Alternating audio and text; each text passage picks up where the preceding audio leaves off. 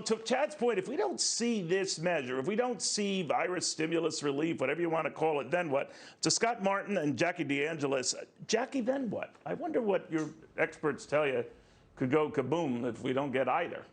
Well, it's going to be a big problem, Neil, and I think that you see that reflected in the markets and how they've been trading, right? We've been talking about this choppy back and forth trade every day. It tells me that right now investors are very short-term focused. They buy the dips and then they make a profit, they sell it, and they repeat that pattern. I think what they're worried about here is the election coming up, the potential turmoil that you've been discussing about results or some sort of transition of power, or not having a transition of power, but they're looking at the other candidates, the other side, Joe Biden and Kamala Harris, and they're worried about a corporate tax rate that can go from 21% to 28%. They're worried about the fact that if they have employees offshore, they're going to be penalized for that.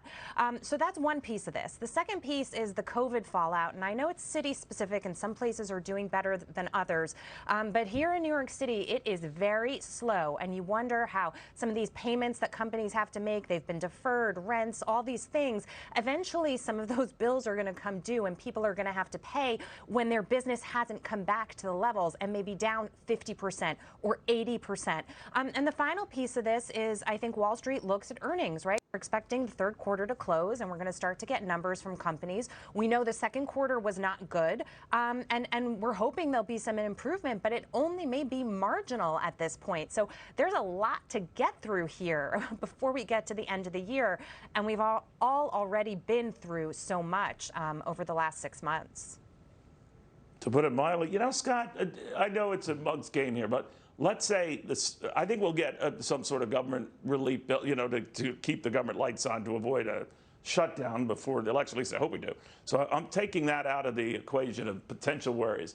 But I don't think we're going to get that coronavirus stimulus relief before the election. I could be wrong. But what if it doesn't materialize? Because markets seem to want it, and I know it's changed because this is a laissez-faire place that used to avoid that sort of thing, but then what? Yeah, the markets do want it, and that's really the scary thing, I think, in my opinion, Neil, to where we are with the levels that Jackie mentioned. I mean, look, who doesn't want to keep the music going and the beverages, whatever they may be going or flowing when your parents aren't home, you know, and keep the party going a little bit longer while nobody's looking? And that's kind of how I look at this stimulus. I don't know what your upbringing was like, but I was busy studying, so I don't. Exactly. Yeah, you know, your parents were there, you know, serving the fruit punch. Please.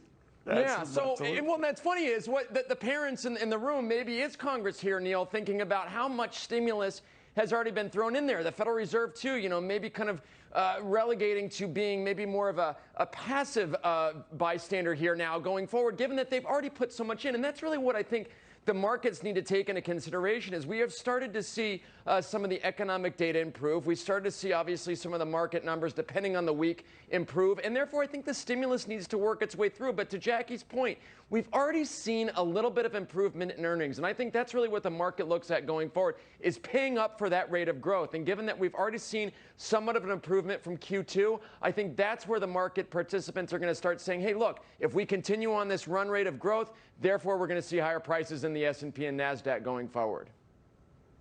You know, Jackie, every day we're reminded of this virus, and it's still with us, leaving aside just the horrific number of deaths in this country, over 200,000 deaths, over 1 million worldwide, but the constant social reminders. You know, you're in New York taking a look at no Broadway, no shows, now no New Year's celebration is going to be virtual, and this could go on for a while. And I'm just wondering, the economic impact of this drags on as well. I don't know if the markets have appreciated the magnitude of that.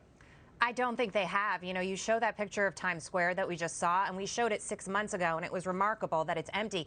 It's still empty now, and I would tell you it's probably going to be empty at least until the end of the year. Slowly, I've seen incremental changes here, some people coming back, some people trying to get their kids in school. But this city in particular is still in really bad shape. So I know this is not the example for the rest of the country, for example, but there are places right now that have been hard hit. it, and they are bracing for this to be, you know, not a 6-month pandemic, but overall, when everything is said and done, maybe it lasts 18 months. And that's why there are some places that are, you know, putting so much hope and so much optimism on trying to get a vaccine passed through, hoping that will happen to bring their cities back to life and breathe some optimism into it. I will just make this one point on the stimulus side of things. You know, we put a lot of stimulus into the economy to try to help it rebound, and it's worked. But a lot of the cities that are still shut down in this way, in New York, for example, are run by, we've got a Democratic governor and we've got a Democrat mayor, and they are the ones that are putting these restrictions in place and not allowing the people who can get back to business to do so. So you can have an argument. We may not get that stimulus package before the election, but you can have an argument about whether, you know, we really need it or not, or is this more of a policy issue at the moment? Well, real quickly, Scott, a lot of that stimulus doled out hasn't been spent, right? That's another problem. Yeah, and that's really where you see the government at work for you as an American person or citizen. I mean, the money, God knows where it goes. And I think that's really the other thing here is we put so much out there, as Jackie noted, and as I said earlier, and where did it go? I think it inflates prices in the markets because they get excited about some of the support. But the reality is it's going to come back to the American worker. But I do think to the point about Times Square, which, yes, is a scary scene, the markets already know that. Like, that's already happened. It's already been going on for so long. So unless there's a bad resurgence, I think, guys, we're here where we are and hopefully growing as we seem to get closer to the vaccine and more aware of what's going on. Well, Scott, you have redeemed yourself from your, you know, roguish teenage past, so I'm very happy to see that. Jackie, that was do yesterday. not use him as an example, though. That was yesterday. There we go. Guys, thank you both very, very much. We are seeing the Dow.